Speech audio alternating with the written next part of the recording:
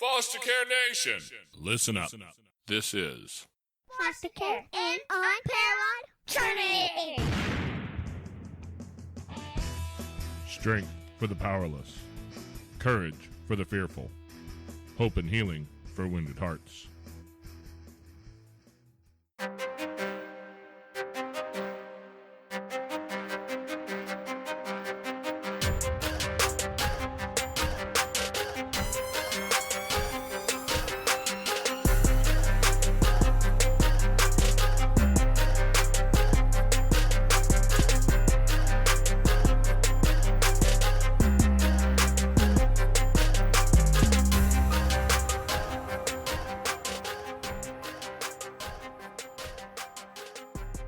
Hello and welcome back to Foster Care, an Unparalleled Journey.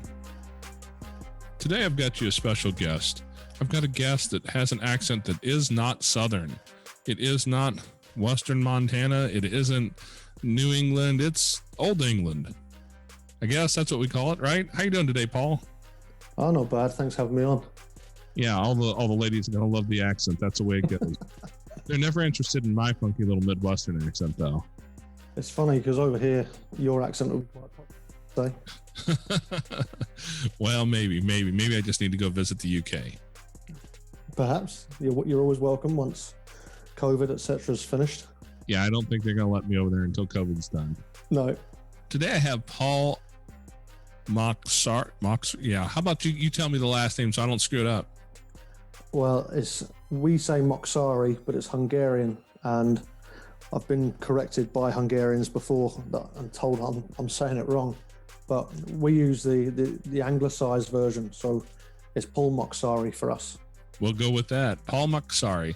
All right, I met Paul online, and we were talking about his journey through foster care. And man, like so many people, and this is part of the interesting part of this journey that we're on. Like you think that a kid did some time in foster care and they lived a life, they had whatever going on, and they might have a little bit of a story here and there, but man, these stories run deep. And these are the things that I think makes it so important when we realize that I think the U.S. alone has 500,000 kids in foster care right now. I don't know the numbers for the United Kingdom or any other country, to be honest, but I'm certain that there's lots and lots of kids, and many stories run deep, and we don't realize just how common it is. And some of these common threads of trauma and pain and struggle are the stories that we need to realize and we need to talk about so that we can find people that actually help kids where they need help families where they need help, to keep the kids from needing to come out of home situations and keep things like this from happening to kids. But as long as it's happening, we need to talk about it. It's part of our culture. It's part of our world. And we're irresponsible to pretend like it doesn't exist. So, Paul, how about you tell us just a little bit about how your journey with foster care started? So, I was born in 1987 in West London. Parents that were both alcoholics. There was domestic violence, neglect. I was there when my parents were arrested. Basically my parents, they were from large families and they weren't parented well themselves. So that the cycle had continued to us, and me, my brother and my sister, we also experienced the same thing. I only found out when I was a bit older that I actually had an older sister who had been placed into foster care before me. And obviously, well, my dad, he had been sent to jail. He was convicted for manslaughter, but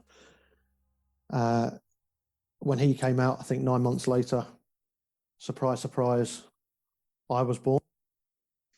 And yeah, you see some terrible things growing up in a home like that. I saw my father pull a microwave off the wall and throw that at my mum. I think one of my earliest memories is being on the couch, and across the room was my dad, and he was actually choking on his own vomit because he'd had too much to drink.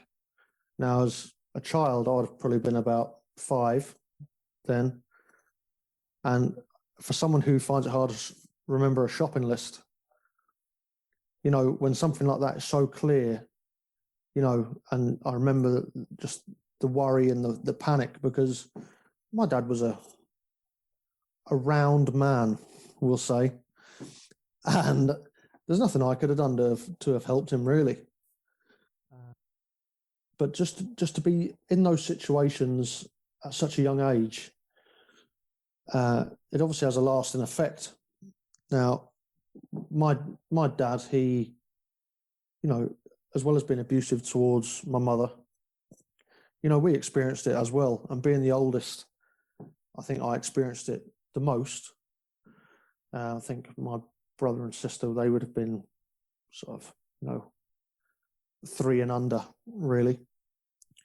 But, you know, just being, I was let roam free, which sounds great, but when you get run over twice and, you know, in the same spot right next to the house, you know, the neglect there was real. You know, I would find that I wouldn't necessarily get breakfast in the mornings, you know, so I would get I think chips, as you call them in the States, and that was my breakfast in the morning. And then because we were not a very well off family, I would get a free school lunch, which was frequently stolen from me from the bigger kids in class. And so there was days where I'd find myself taking apple cores out of bins, or offering to take people's half-eaten sandwiches to the bin just so I could eat them, just to get me through the day. You know, it was a result of, as I say, my own parents not having good examples of parenting themselves, you know, and unfortunately, I think that is a cycle that is seen all the time with foster kids. You know, cycle repeats, and unfortunately, like my brother and sister both had their children removed from their care, so then the cycle has again repeated for another generation for them. I know my wife Aoife and me, we were asked if we could actually take in what would be my nieces and nephew. But to be honest with you, we weren't in a position to do so in a responsible way, you know, and I think really it would have been a bit too close to home for me, you know, because there's things which I still deal with today. So sometimes, you know, it's a challenge just dealing with my own children without the extra added pressures of dealing with social services and that I don't always see eye to eye with. So don't feel bad. I don't always see eye to eye with them either. Yeah. So, you know, I know that though my nieces and nephew, that they're well settled now anyway. Certainly one of my nieces, my sister's girl, like they would only live maybe an hour up the road from where we live. But just with school scheduling and things like that, it's hard to get a time for us all to be together. So unfortunately, we don't get to see her as much as we'd like. But yeah, so that was my start. Well, I have to back up and ask a question, because you mentioned it casually, like we've all, you know, had this experience in our life. You were run over twice? Yeah. We lived. Our house was on like a T-junction, like a crossroads. There's a roundabout there now, but at the time, I remember my dad. He used to work on cars in our driveway, so we lived on the corner, and I just went across the road, and next thing I knew, I woke up and I was actually in the boot of the car with a tire wrench next to my head, because I remember seeing that. And then the next thing I was in an ambulance, and the next thing I was being offered breakfast again, but I'd only just had breakfast, so I must have been out all day into the next day. But wow, were you injured in any significant way, or were you just really lucky? well, I think if you can be lucky when you get run over. I think I've been lucky twice. I'm scared to get run over a third time. I would be too. Just in case. The only issue is when I'm trying to teach my own children about road safety, they know that story, so that they will tell me, well, you got run over and you're not dead. So, well, don't try and teach them the hard truth of life. Yeah. It's funny. We live at a T-junction right now. There's an intersection just 60 yards to my left here, out here, that's a T-junction that we live at as well. And the people around here are always driving nice and slow and polite, even though they know that there's always kids in the yard, right? Yeah. Maybe not. Maybe not. But wow. Yeah. I mean, and so you mentioned the neglect side of it, and how do you think that's formed the man that you are today? I seem to find as I go on in life that I notice little things, and whether or not they're associated with them, I don't know. But sometimes the coincidence is too much of a coincidence. So, I like food. If I could get my dinner in a trough, then I would. I'm a pig, and so. But going back to, not getting fed properly and things like that. So I associate the two. So now that I have, well, as much food as I can buy, really, it's not, I know when I've had enough, but my brain is just, I don't need to eat a whole cake, but I still eat the whole cake. You know what I mean? I may struggle with some of the same things, although for a different reason. Yeah. There's another thing which I've struggled with for years. So another strong memory I have is my, I got up in the night like a lot of kids do, and I needed to go for a pee. So I went for a pee, and I peed in the toilet, and I missed the toilet. So I remember being upset and crying, and my dad's reaction to that was basically to beat me. So, but at the same time, I would have been maybe 4 or 5 years old, because I can't remember, obviously, because it was a long time ago, but around that time. And so now, if I'm out if I'm at a restaurant or anywhere, or a public toilet, I can't stand and go for a pee. I have to go. I'm shy, essentially. I have to go into a cubicle, and I'll go in there, which is annoying, because if you ever go into like a football match, or soccer as you'd call it, they're busy in those toilets, and you don't want to miss the game. But there's been times where I've queued to use a urinal, and I get there and I just can't go, and then I have to go and queue for a cubicle. So again, I associate those two things together.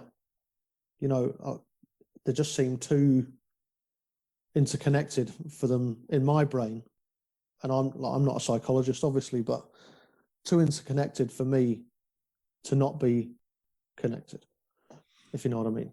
Oh yeah, our childhood affects who we become as men and adults. Men and women. It's all tied together. I'm certain of it. Yeah. You mentioned being hungry a lot as a kid. My family didn't have a lot of money, but we were never hungry. Mm-hmm. I may not have had the coolest clothes, and I survived that just fine. But we were never hungry. My parents always fed us. What do you remember from that time? How did that affect you as a kid, be going to school and not having what you needed to get along just fine there? Well, we would have gone to school and not been in clean clothes, not been clean ourselves. I remember a social worker coming around one day and trying to teach my mum how to wash us. I want to take a break real quick here and ask you for some support. We need a little bit of help in getting this show out to the masses. So if you could share this episode or one that really speaks to you with your friends, family, and on your social media, it would be greatly appreciated. If you'd like to help us out with a couple dollars a month, a few dollars goes a long way. We have a Patreon account. It's at patreon.com/fostercarenation. You can always find our information on fostercarenation.com, and don't forget to reach down in your podcast player and hit subscribe now so you can be notified every Tuesday when we put up new episodes. Well, we would have gone to school and not been in clean clothes, not been clean ourselves. I remember a social worker coming around one day and trying to teach my mum how to wash us. It's in my adoption file. It mentions that we were nicknamed because my surname now, my adopted name is Mocsari, but as a child, I was Paul Stevens. So we were nicknamed. Well, I was nicknamed Stinky Stevens because I was dirty at school. There was another time we had head lice as kids. So there's me, my brother, and my sister. And rather than wash our hair and use the comb like you or I might do, like our parents just shaved our heads, and that was my little sister as well. All her blonde hair just shaved off. We look like prisoners of war or something like that. I remember because we didn't have a lot of money. You get when it's icy, you get the sand grit you'd put on the footpath. So I thought I'd found diamonds in the school playground. So I was finding these things. I found if I put them in my mouth and wash the dirt off, I have all these diamonds. So I thought I had this pocket full of diamonds, but what I actually had was a pocket full of salt and a really, really sore belly. I believe that. I don't think you're supposed to put that stuff in your mouth. No, I found out the hard way there. I was feeling pretty sick, and I wasn't any richer. So yeah, that that makes sense that you weren't much richer. Yeah. Growing up hungry, though, I mean that always affects kids in different ways. And in our experience, we've seen kids who've not had food, who've dealt with hunger issues or neglect issues around that, who end up with problems later on with hoarding food and things like that, or eating until they puke. We've had a couple of kids who've gone through that. As a matter of fact, the last child who stayed in our house was I don't know what her backstory was. I don't know if there was any problems with food as far as availability of food or not, but that was something that she would eat until she made herself sick if you would let her. And I've seen a lot of kids struggle with that on into their teen years and adulthood. Has that been a real struggle for you coming through those ages, or did you get through that without any real problems? No, I got on really fine. My mum, my adopted mum, she was an excellent cook. So was my dad, in fact. So we always got a nice, really well-rounded diet. Knowing people that have suffered with bulimia, with making themselves sick and the hoarding and all that, like I knew someone before who would eat out of the bin, just because she'd thrown food away. But for her, she told me before, it's a control thing. So she'd had a moment in her life when she was younger where she had no control over what was going on. And, I remember her telling me that it was a bereavement in her family, someone she was close to. But it was, so for me, I was thinking, someone died. I mean, that happens all the time. It was nearly like a non-thing for me. But for her, it was a big thing. And that loss of control, she found that she had control back over something, which was her eating and making herself sick. So, but perhaps it's a control thing, Yeah. Well, and you'd mentioned you had a lot of physical abuse, a lot of mental abuse, a lot of a pretty good amount of neglect going on in your life. And then you went into foster care. How old were you when you went into the system? I would have been probably about five.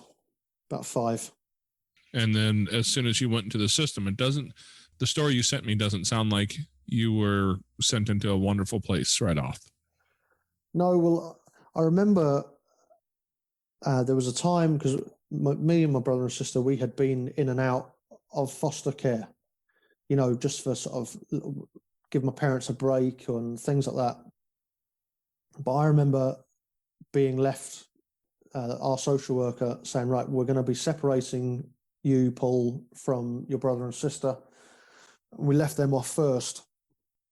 And I remember sitting in the car and thinking, thank God I'm not going in there, because I remembered the house and I knew that I'd had a bad time there previously. Now, the home that I went to instead was amazing. If I could meet that family again now, I would be over the moon. And they took me in. All the kids there were all foster kids, which were either being fostered or had been adopted out of foster care. And I was given one of the girls' bedrooms. I remember she had these little Swarovski crystal figures, which I was told to keep my hands well off. But I remember being in there and being shown how to brush my teeth. I don't know if anyone had ever really shown me, but taking time to teach me how to brush my teeth. It was my first time I'd ever played a computer game. I just had a brilliant time. They let me make my own dinner placemat with my name and everything on, and then they must have. Well, I suppose now they'd laminated it, so that was mine, and everyone had their own. So, and straight away, I felt included with everything that was going on. What do you want to have for dinner? Or, it wasn't like, oh, here's a new kid coming in. I just felt part of the system straight away. And I've always remembered, like, with such fondness, that home. Because, perhaps it was the first time I'd really felt, the warmth of a family. After a while, I was told, right, you'll have a place for you in the other house now. That's where you're going. So I was keen to be back with my siblings. But again, this was another home where some of the kids had been in foster care and had been adopted into that family. So they had a nice open green in front of the house. I think I was on it one time that I can remember because it had snowed. They had a big field and a playground at the end of the street. I think I was there one time. And that was on a visit from my bio parents. But yeah, it was just because I was the oldest and I seemed to have I bore the brunt of perhaps jealousy or whatever it was from. She would have been the nearest in age to me, a recently adopted ex-foster kid in that home. And she would do things like she ripped our wallpaper off, ruined the wallpaper, and then told them that it was me, but it wasn't me. She wrote our names with a lipstick on the wall. Total denial, and she was believed every time. So, I was getting punished and blamed for things that I hadn't done. There was one time her and me, we got the same pencil case for school, and one day I couldn't find mine, and I went and hunted around because it was to start school, and I knew that I needed my pencil case, and it's not often I would get new things. So Eventually, I found the pencil case. It was underneath, and when I opened it, she defecated in it and just left it there for me to find. And who do you think got blamed for doing that? It was me. Why would I do that to my own things? You know, they would have a rule in that house where if you're out in the garden, then you were out in the garden. That you couldn't run in and out, freely. And they had a good sized garden. But I remember, sitting in like a little plastic Wendy house out in the garden, and it was thunder and lightning. But I knew that if I came in, that'd be me in for the rest of the day. So I just had to sort of push through it, and I just sat in that Wendy house by myself for the duration of the storm. It just, there's so many things. I got bit on the ankle by they had a little Yorkshire Terrier dog. Now, it didn't draw blood or anything like that, but it scared me and I cried. But they didn't believe me, and I just got shouted at. I had to clean the bedroom floor, but I wasn't allowed to use a Hoover. I did it with my hands. So picking crumbs off the floor. When I would have been in there when I was about 6 years old, and being told you have to make your own bed. No one had ever shown me how to make a bed before. So, and I don't know how big you were when you were 6, but shaking out a duvet, it's hard work when you're about 4 feet tall. So, but the roll on from that is that now, like my oldest boy, he's 11. So when I'm, sometimes I have to catch myself because I'm thinking, why can you not do this? Sure, I was doing this when I was 6, 7 years old. Why can you not do this? What?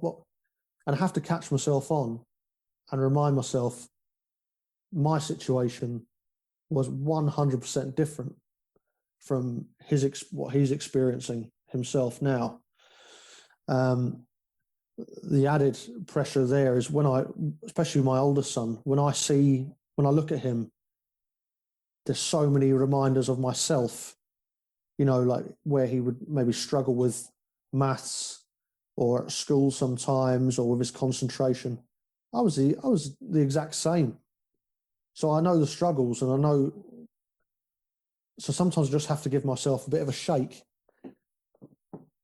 and remind myself that what he's experiencing is not the same as mine, and so they can't be treated the same. You had sounds like a lot of mental abuse in that house. Did that all come from the kids, or was that from the parents as well there? I suppose the parents as well, because they would never believe me. So they would always take everyone else's word over ours, and mainly mine because I was the oldest. So I would have done most of the talking because I was able to, but I also took most of the punishment. That there in that home, that was the home where the older sort of foster sister that I had, that's where I suffered some sexual abuse in that home. So into a place which is supposed to be of safety, to improve your situation.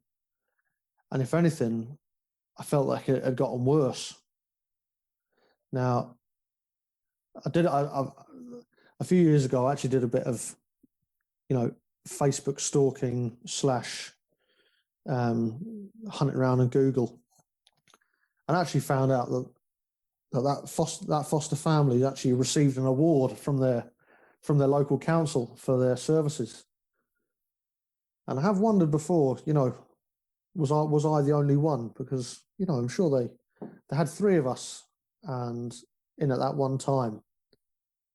But they've obviously been at that fostering for a long time.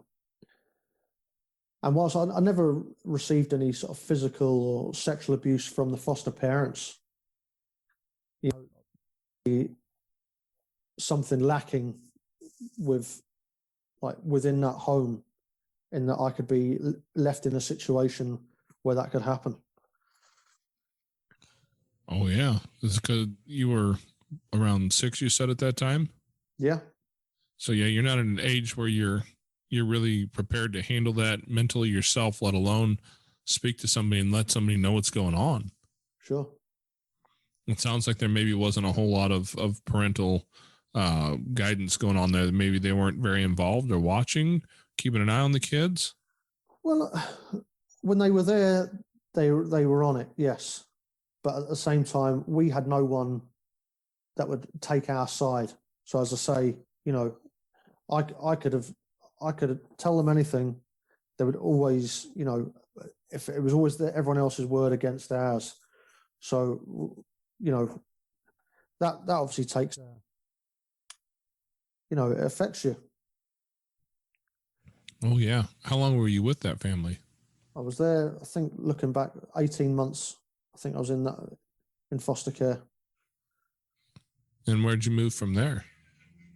Well, from there, whilst we were there, we started getting introduced to this couple who lived just south of London, in between London and the coast. And eventually, you know, we had a few meetings, and then we were asked if we would like to go and stay with them for a bit. And they became my adopted parents. And I'd never knew. I went from my biological family was working class, you know, lower working class, if anything. Very little money. Well, as I say, it wasn't a great situation. And into this sort of middle class, plenty of money, 2 cars, in one of the wealthiest areas you could buy a house in England. You know, I had a big forest out the back of the house, you know, which as I got older, I was allowed to roam about more in. I'd never knew anything like it. They had 3 dogs, and they'd adopted 3 kids, me, my brother, and my sister, which in one go, that's a big commitment. Yeah, it is. Yeah. So, and I think 3 kids is a bit different from having 3 dogs. But it was just, I'd never knew anything like it. I remember going in and they said, right, Paul, this is your toy box. And it was all new things. My dad gave me an old cassette tape, and it had, you know, your ZZ Top, Uriah Heep, and, you know, all the old bands. And I would listen with my little Sony Walkman at nights with those little, remember those little foam buds, the little tin band over your head. So I would lay in bed just listening to this rock music, and then you'd wake up in the morning and it'd be like the batteries were dead. And, you know, I never knew anything like this. You know, the amount of space we had. We were out for family dog walks. It was a total other end of the spectrum from up to that point to what I had experienced. You know, getting these home cooked meals every night. You know, I never knew someone could spend so long in the kitchen until I had these 2 parents that just would be in there all the time cooking, and, you know, it was such a bizarre atmosphere for me. And look, but at the same time, you know, you're calling these people, which in the grand scheme of things, you hadn't known very long. But I remember getting taken to the courts, and that was the final day where that was our adoption day. I think it was sometime in May, and we were asked by the judge, do you want to go ahead with this? We said yes. He let us try on his big wig that the judges wear over here. And that was it. And all of a sudden it was mum, dad, you know, it was really weird. And we had been going to this school which was right outside the back of our house, and as everyone in that school, all the kids knew, all the teachers know that you're these foster kids, and so you've been pigeonholed. You have a label, the age, so all of a sudden we weren't foster kids anymore. We were you just sort of felt like one of the normal ones. The only difference is that when the kids at school were telling all these stories about what they've been doing, my stories just would generally have a bit of a different ring to them, because up to that point, my experience had been so completely different. So, yeah, it was amazing. And, they took us, we were getting taken on holidays to France, eating all these strange foods. It was bizarre and amazing, and it's everything that you'd want to do for your own kids. But I think, looking back, both my parents, they always, like all parents, they always want the best for their kids. And whatever they do, right or wrong, they always have the best intentions, or should usually have the best intentions. Like my dad, he was a single child. He was an only child. Went to boarding school. So again, and he had actually been adopted as a baby. So his experience of growing up was again different, not necessarily your normal mum and dad leave you to school in the morning. He'd be left at school and wouldn't see his parents till the end of term. So he was strict, and to some degree, I needed that. I needed routine, and I still need routine. But at the same, often he was too hard.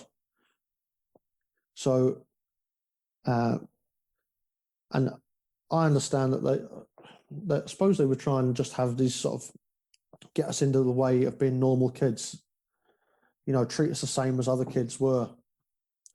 But I remember asking, all I wanted when we moved into that house was I found they had a cupboard under the stairs, a bit like Harry Potter, but smaller. And all I wanted was to go in there, read my books, and have a little torch in there. And I think looking back, I just needed a safe place that was for me.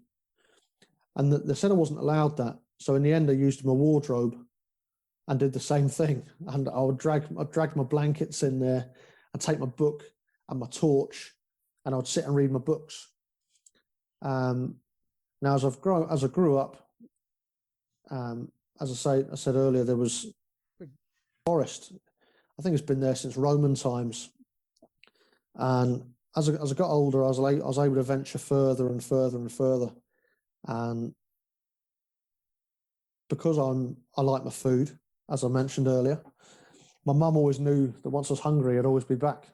And I was. So now the woods, the forest, it became my sanctuary. I loved it there. I still do now. If I go for a walk in the woods, instantly I feel just everything wash out of me, whether it's work, stress, or anything. We're lucky where we live here in Northern Ireland now. We have a forest park just up the road where they filmed a lot of Game of Thrones. And it's a beautiful place.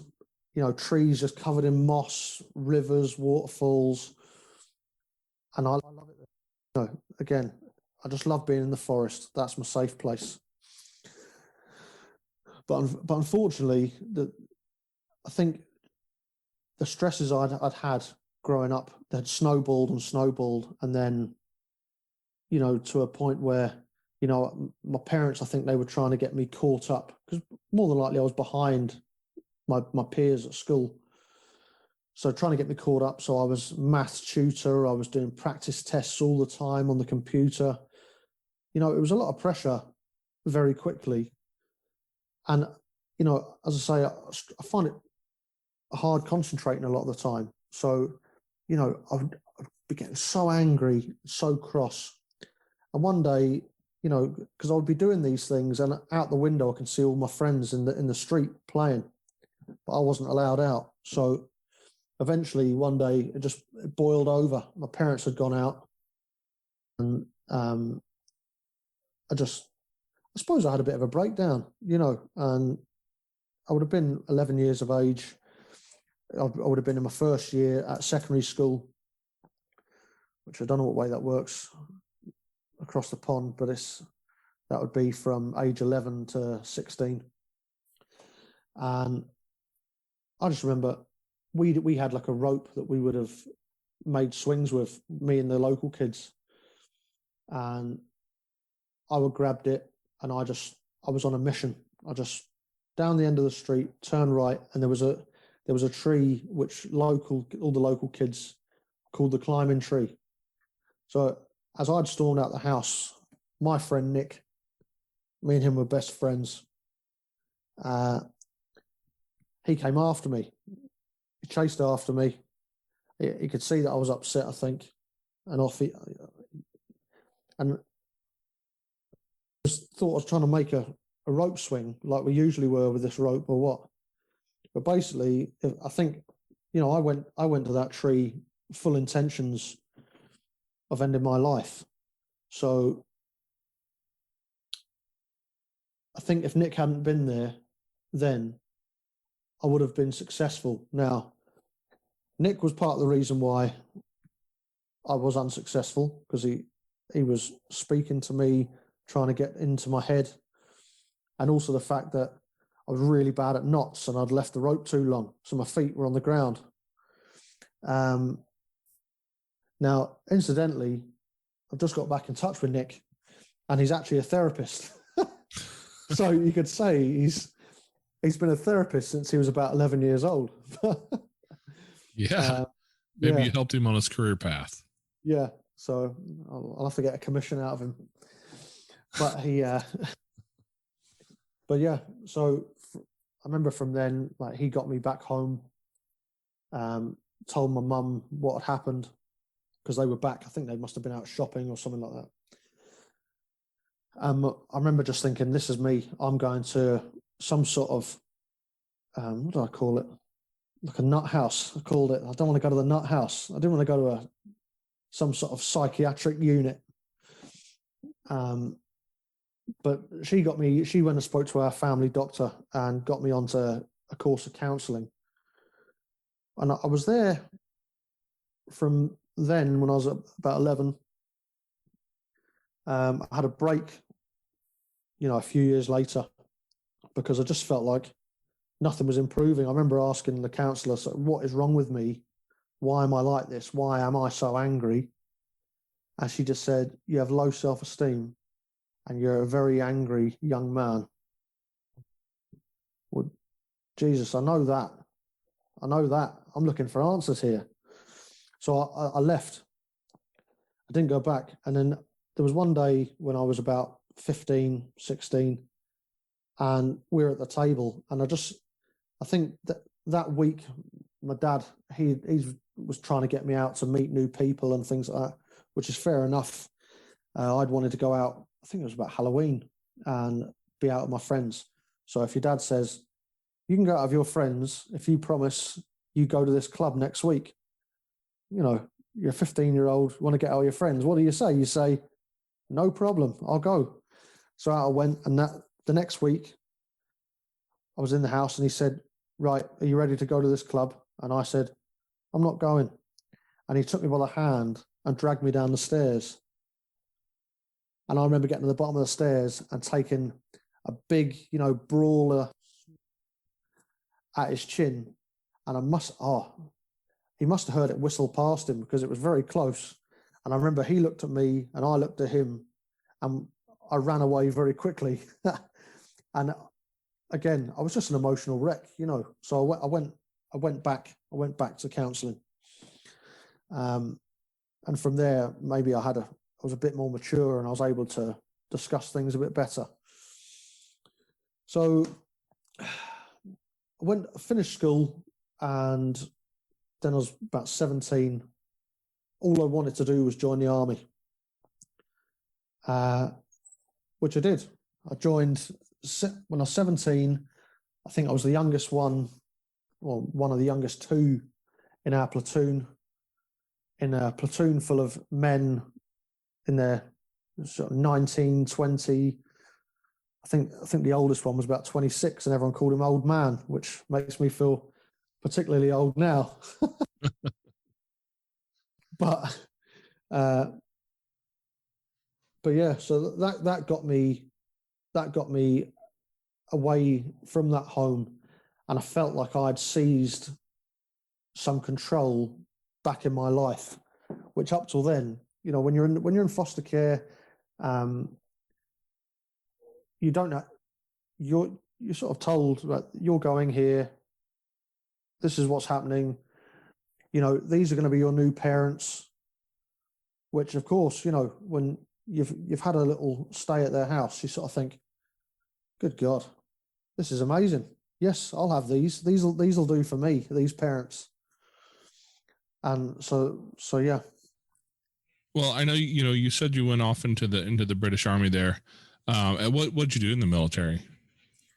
Well, basically, I went to join as an infantryman, and I loved it. It was everything I'd always wanted it to be. It was really hard, as you'd expect. Running around, shooting guns, and getting dirty, and doing ambushes at night. It was amazing.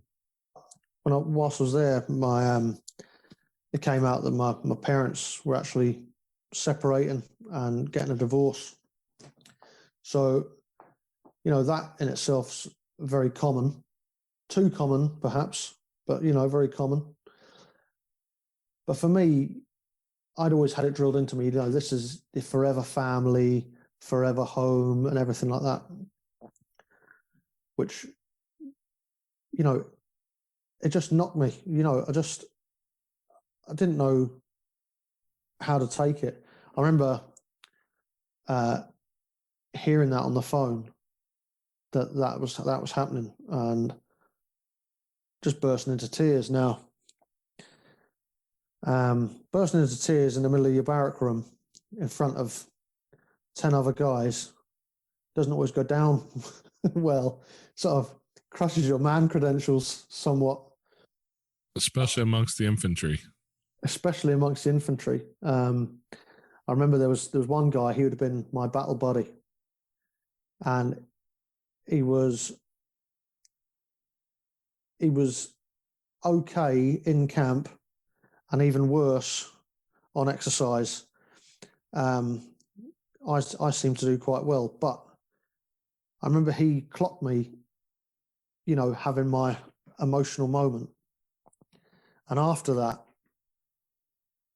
whether or not it was to, make himself feel a bit more important, he'd walk in the mornings and he'd hit me around the head with a newspaper and things like that, things were, name calling and things like that. I wouldn't go so far as bullying, but he'd noticed a little weakness there, and he was exploiting it as best he could. And it wasn't just me; he did that too. He was well known for it.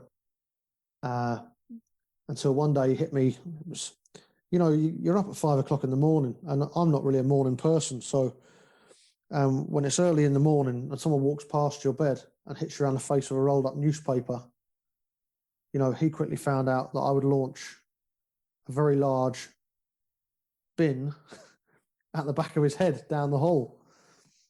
That was the end of that. That was that knocked on the head. But so yeah, the divorce, it just knocked me, and I was the letters I was receiving from home got less and less, and I mean this was all during my training, and I would have my dad. He would be on the phone crying, and he would be telling me, my brother hadn't left his room.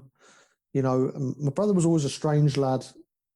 We know more about that now, but he was always a strange kid. thought it was him. That's just the way he was.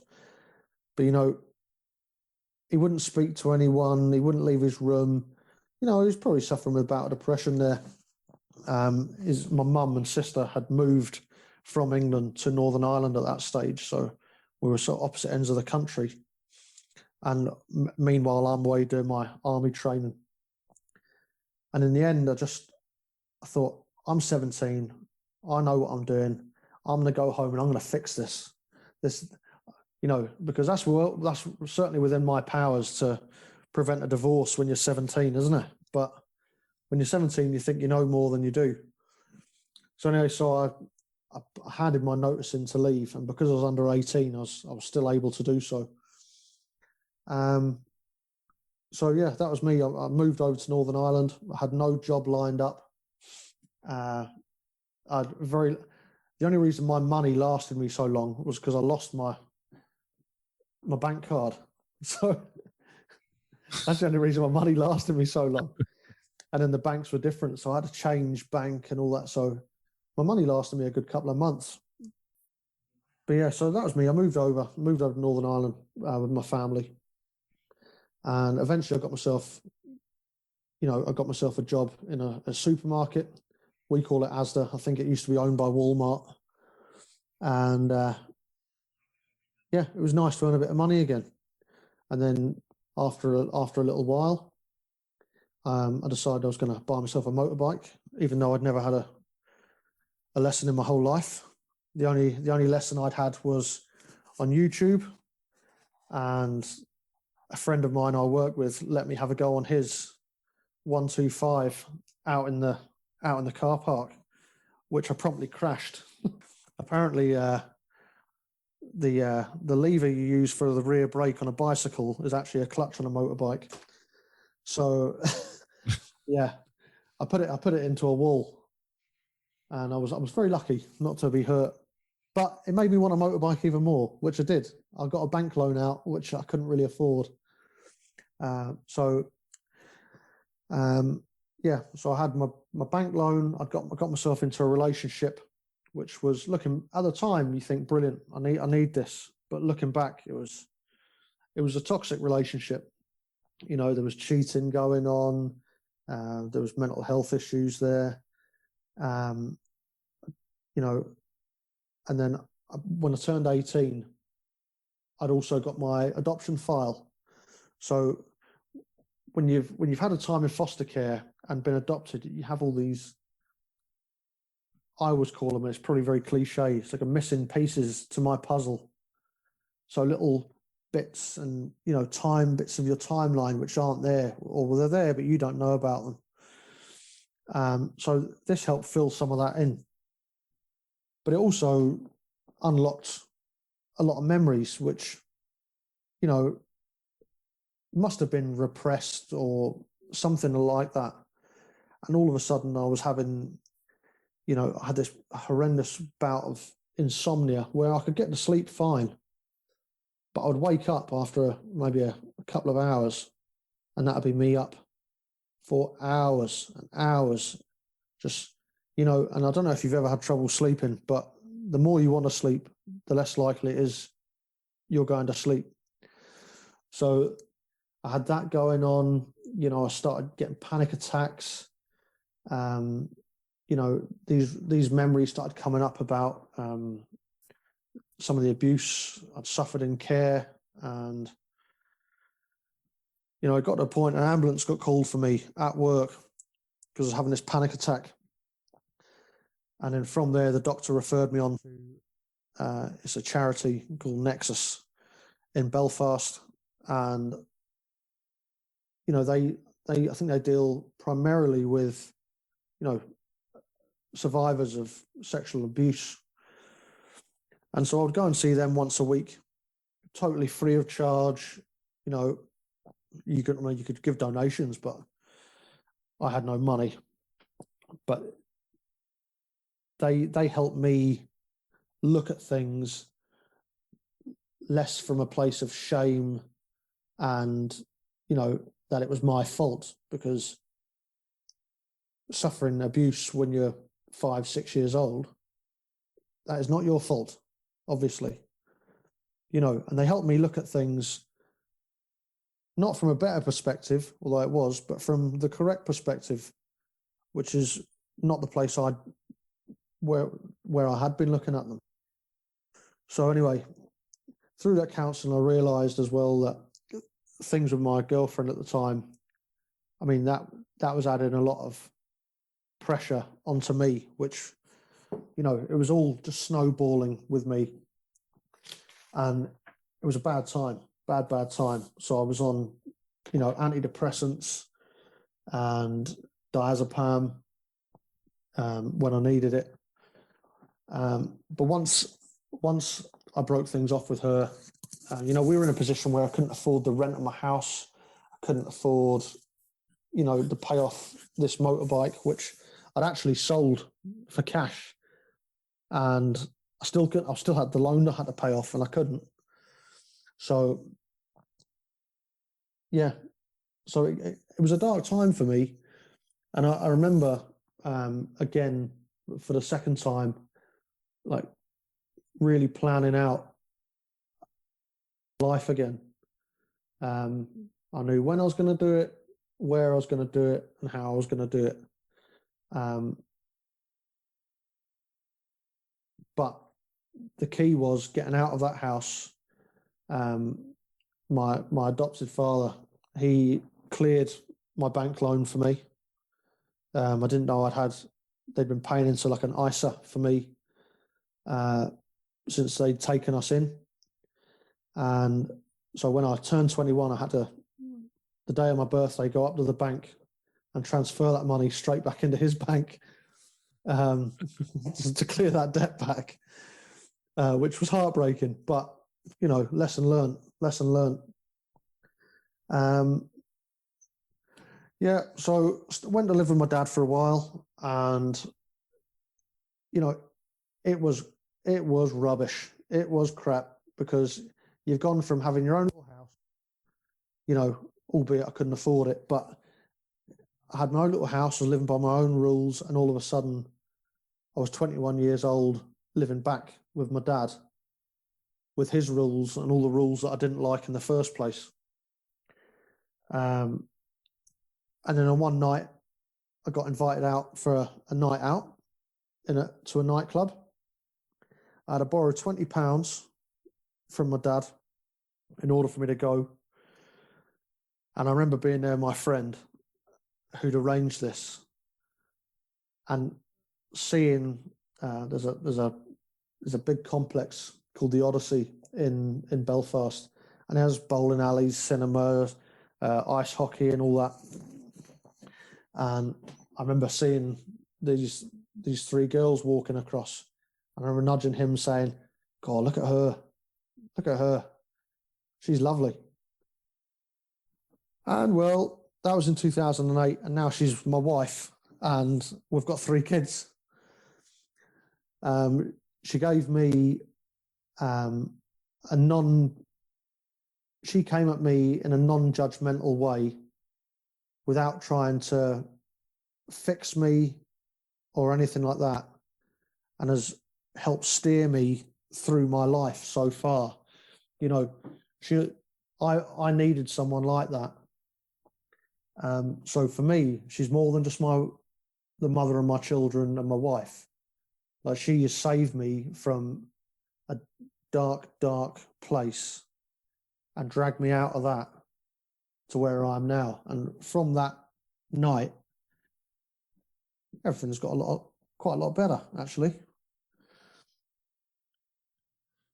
sounds like you've had a few significant turning points in your life, maybe for meeting your new foster, eventually adoptive placement, where you met the parents that you would live with, a psychologist who probably helped a whole lot along the way, and the charity that helped you out, to reframe your perspective, and eventually finding a woman who helped finish that job quite nicely, apparently, and Yep. keeping you in the right way. I want to go back to the part with the charity, though, because most people who are suicidal, we don't understand it, right? If you've never been there, I have not. I don't understand it. It's not something that I can wrap my head around and even pretend to understand. So I never want anybody to think that I'm just presuming I understand that. But I just got to ask, what is it that they were able to say to you? How were they able to show you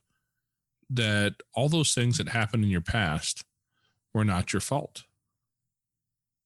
I remember one thing in particular that they'd said to me was, you are speaking to a 6-year-old child, and they tell you that they've been abused.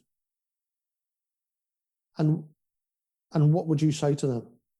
And I think I said something, like, oh, it's not your fault, blah, blah, blah. And for some reason, it didn't even click with me what they were trying to do there.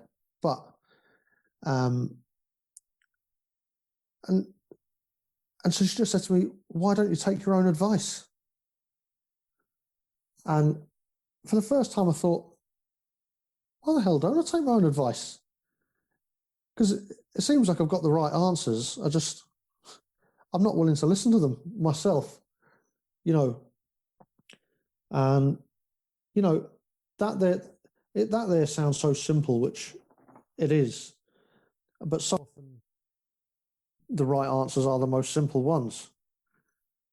I think, you get yourself in such a, you overcomplicate everything, because you're stuck in your own head and it's just spinning like a washing machine in there, all these thoughts. And it's really easy to get stuck in all your own head mess. And sometimes you just need someone to give you a bit of a shake and point in the right direction and let you go. And that is what they did. There was, a lot of talking, of course, like with any therapist. And I'm sure that,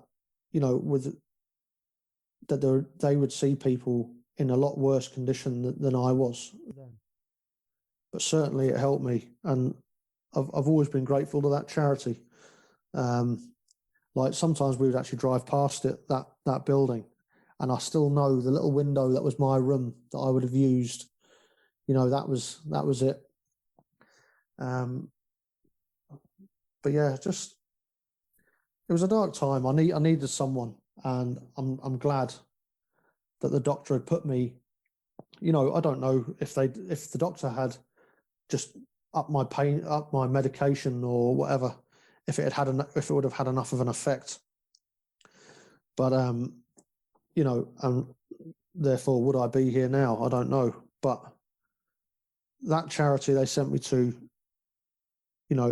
sent me on my way, and as I say, I met my wife, and everything from there has improved. Wow. Yeah. Finding the right people tends to make all the difference in the world. And I think for what you're talking about there, especially, one of the things I've noticed is that kids tend to believe that they're in control. Subconsciously, they believe that. And so if their parents get divorced, it's usually their fault. If I'd been a better kid, they wouldn't have gotten divorced. If they've been abused, they managed to internalize that somehow or another as being part of their fault. And it's that it's the ability to realize that that's just a load of garbage. And the truth is that sometimes bad things happen to people, and the only thing you control is your response to it. Yeah. And it sounds like you finally found a place where you respond well to the garbage that was thrown into the beginning of your life. Do you still have a connection with any of your biological family? Well, we had got in touch just with a bit of looking and going through social services. We had got in touch with my bio mum. She was still an alcoholic. Actually her brain was just frazzled from the booze. I remember I was living in Northern Ireland then, and we went to visit her in a hostel in London. And she offered it. She said, "Would you like a cup of tea?" I said, "Yes, please," because we're British and we love tea. And I said, "Plenty of milk, please." And she poured me a glass of milk. She didn't. Now I know also that from our files that our parents, they would be very low on IQ levels. They would be very intelligent people, but speaking to her, she was quite pleased with herself because she seemed to know all the paramedics in that part of London because she'd had so many falls and breaks and things like that. So all the local ambulance drivers, she knew them all by name, which is a strange thing to be proud of. Yes, it is. Yeah, but that was where her head was at. But unfortunately, at that time, she had said to me, I've been clean for 6 weeks and I've been off the drink. The doctor says if I keep drinking the way I was, I'll be dead in 6 months. Now, me and my brother, we actually bought her a phone so we could get into contact with her. But she never charged it, or, you could never get hold of her on it. And she was just back up to her doing what she did, roaming the streets of London and drinking. And because you can drink on the streets in England. That's fine. You can just go into any shop. There's no brown paper bags or any of that. You just, but yeah. And then one day I couldn't get any work with the way things were in 2009 or 2008, 2009 with the recession. So I'd actually been out of work for a few years, couldn't get anything. And I was living in this tiny town in Northern Ireland. And I mean, people that were locals couldn't get work. So I certainly couldn't get it either. And so I had applied to do a job, which I had when I was 16 back in England. And when I was over there, I got a phone call one day at work saying, "Oh, is this Paul?" "Yes." "Oh, it's St Mary's Hospital in Paddington. Are you okay to talk?" "Yes." And just to let me know that my mother had died, and they'd actually been looking for us for 6 weeks. Now, here in Northern Ireland, you die, and within 3 days you're buried. So she'd been in a fridge for 6 weeks, basically. So she said, I was like, "Oh, right, okay, and would you like to come and see her and pay your respects?" "Yes, of course." And I was never an emotional person. I would, it would take a lot to set me off. It doesn't matter what, how sad the charity or the advert or the movie or the music. My eyes were bone dry, but good God, I cried. I was uncontrollable crying. I remember ringing my wife, telling her, and yeah, it was the alcohol that had killed her. Now when I've met people before whose parents are alcoholics, and I always sort of think, your kids, they're going to remember these moments. And my mum was in some state of disrepair. She still had vomit up her nose. She basically had a heart attack and drowned in her own vomit. They couldn't stop her being sick in the hospital. Blood loss, everything. It was a horrendous way for anyone to die. But yeah, it hit me like a brick. And it coincided with that was the year before that. No, she passed away. Then the following year, my nan passed away. Then the next year, my adopted mother passed away. And then a year after that, stepdad passed away. So it'd been quite a turbulent lot of years. But yeah, my biological father, I would message him or he would message me, but it's just like getting blood out of a stone. Like I've asked him before, can I ask you a question about when I was a kid? And he'll say yes. And then if there's anything, that he doesn't like the sound of, he'd always just say, oh, I can't remember. But it could be something like I asked him about a memory I had, just to clarify it really. And it was of, we were crossing the road from our house across to the housing estate across the road. And a car pulled up next to like a big skip full of builders' bricks and masonry. And they just started throwing all these bricks at him. And I remember seeing him drop in the road, and these men just, he got a terrible beating, not just with bricks. But anyway, I asked him about that, and he just said, I can't remember. But you'd think that would be the sort of thing you would remember. So now I just don't waste my time asking him. And then my adopted dad, we don't talk anymore. We fell out in about 2012.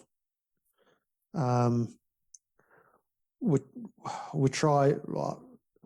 tried patching things up and reaching out, and it became a moment for him to stand on his pedestal, and it became like a one-upmanship to a level that I wasn't prepared to go. I'd been working hard and improving myself, and I didn't need someone making me feel awful about myself.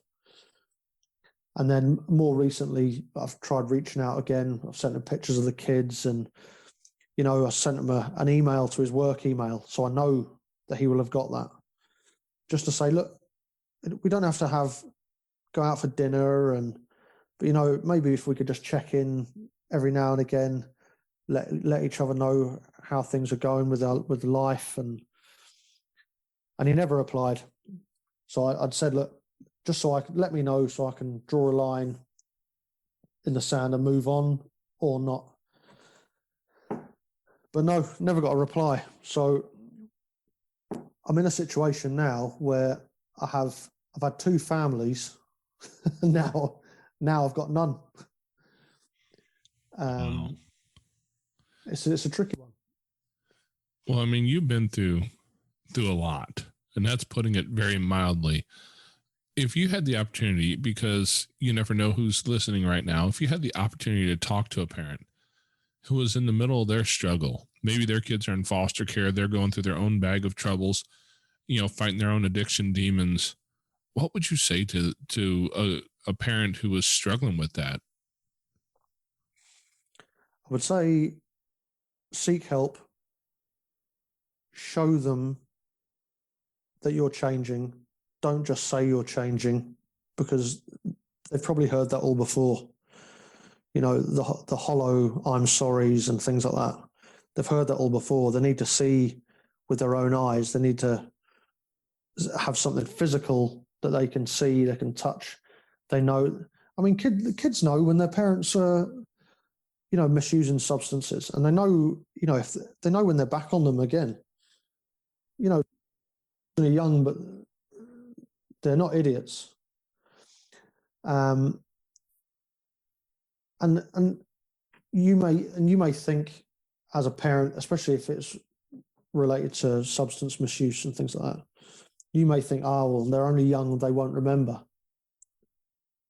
But it's not always the things you remember. It's, if you're neglected as a young child, like even my brother and sister, they've had their issues. As I say, they've had their children removed. They were babies. They were really, really young. They have no memories that they know of that time. And yet it has affected their life, way down the line with, whatever, traumas that they suffered themselves as babies. So, people misuse substances for lots of reasons. But there's people out there that can help you. There's charities, it just doesn't always have to be someone you have to pay. Seek help, show, don't just say, and be honest, because lying is not going to get you anywhere. It's only going to break more trust. Well, after talking to you, it's obvious that has affected you in a lot of ways, but it seems like it's affected you in some good ways as well. How has this story really shaped who your family's becoming today? Well, my whole thinking is, and I'll not be the only parent to do this, is I had such poor example when I was young. I flipped that round as best I can, and I still make mistakes because I'm a human being. You know, I get tired, I get cross, get angry, but because I've had such a poor example, I flip that round and I know what not to do, if you know what I mean. Oh, absolutely.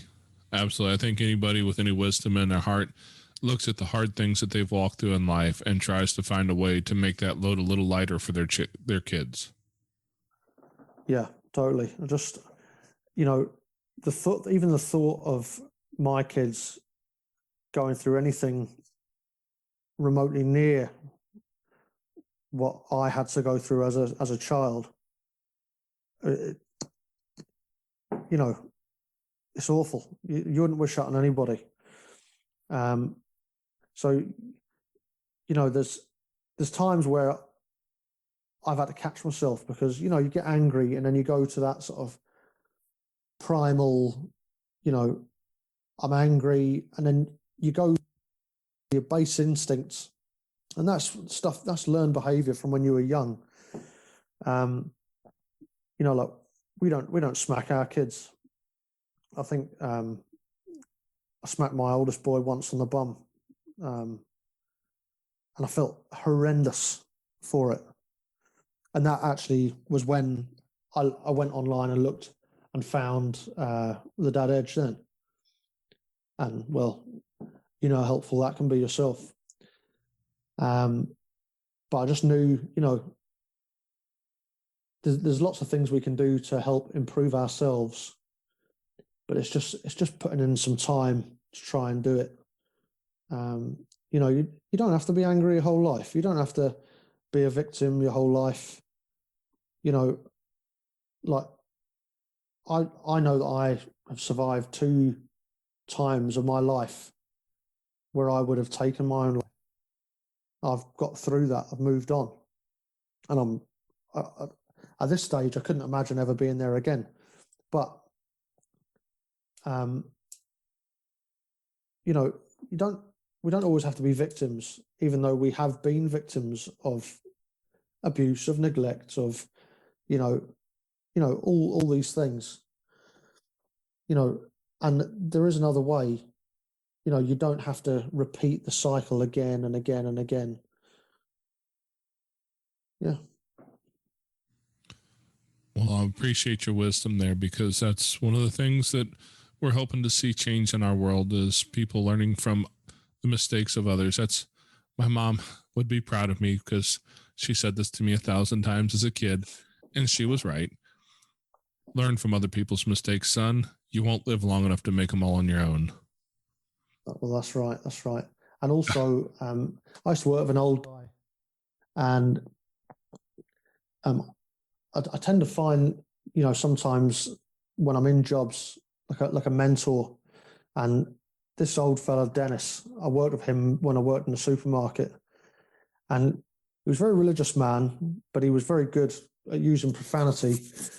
But I'll not repeat exactly what he said, but it was along the lines of, you know, if you surround yourself with bad people, that's not what he used, but if you surround yourself with bad people, you will in turn, you'll reflect that. You're a mirror image of the people you surround yourself with. As you know, you and I, if you're in, you know, if you're trying to develop yourself, you would have heard things similar to that plenty of times.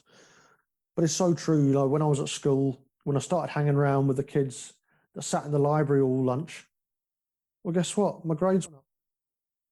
You know, when I started hanging around with the people that used to smoke dope, down the alley, down the side of the school, my grades went down. You know, that's one of the truest things I think anyone's ever said to me. Is again, that old man, he's passed away as well now, but I'll always remember him telling me that about 6:30 in the morning on the way to work in his car. Yeah, it's. I believe the line I've always heard is a quote attributed to Jim Rohn. It was something along the lines of, "You are the average of the 5 people that you spend the most time around," Exactly. and it's so very true. So very true. Well, I appreciate you coming on here to tell your story today, man. It's a deep and story, and it's full of trauma and trouble and pain and horrible things. But man, I'm just happy to see one more person who's been through so many things that found his way out. Yeah. Well, thank you for having me on. Yeah, because a story like yours hopefully can inspire others who maybe are in the middle of their hard place. Yeah, definitely. So there's light at the end of the tunnel. There's always light. You just have to find it, and sometimes you just have to wait a minute till your eyes can adjust to the darkness. That's right.